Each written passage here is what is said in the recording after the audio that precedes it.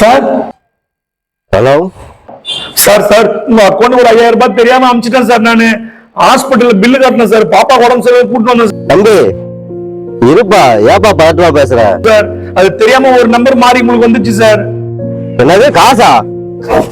தம்பி அந்த மாதிரிலாம் எந்த பணமும் என் அக்கௌண்ட்டுக்கு வரலப்பா. ஏப்பா ஹாஸ்பிட்டல்ல கியூஆர் கோட் இருக்கும்ல, நீ ஏப்பா நம்பர் போட்ட?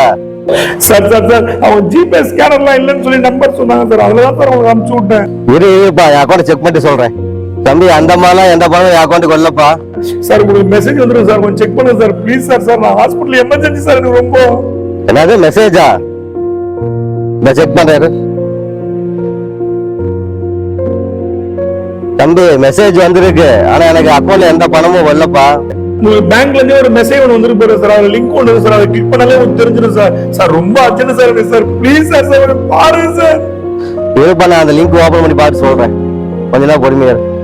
தம்பி இங்க வந்து பாரு, அப்ப பேசுறானால ஒருத்தன் அது வந்து சைபர் கிரைம் ஃப்ராடு. இப்ப அவன் அனுப்பிச்ச லிங்க் ஓபன் பண்ணா அது எங்க போகுதுன்னு பாரு.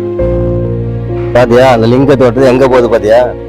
ஜிபேக்கு போதா? இப்ப என்ன பண்றா, சரி அவன் வந்து பணம் போட்டிருக்கான்னு நினைச்சிட்டு நீ அக்கௌண்ட்டை செக் பண்ணலாம் சொல்லி அதை பின் நம்பர் போட்டின்னு வச்சுக்க, உடனே உன்னுடைய அக்கௌண்ட்ல மொத்த பணமும் அவனுக்கு போயிடும். சார் நீங்க உஷாராகிறதால உங்க பணம் சேஃப்டி ஆகுது சார். போன மாசம் இதே மாதிரி தான் சார் எங்க அக்காவுக்கு மெசேஜ் வந்தது, அது தொட்டனே மொத்த பணமும் போயிடுச்சு சார். இப்ப பாத்தீங்கன்னா எனக்கு வந்த மாதிரி மோசடி அழைப்புகள் யாருக்கு வேணா வரலாம். மக்களே உஷாரா இருங்க. யாருக்கு இந்த மாதிரி மெசேஜ் வந்தாலும் அந்த லிங்க் ஓபன் பண்ணிடாதீங்க, பாஸ்வேர்டு போட்டுறாதீங்க.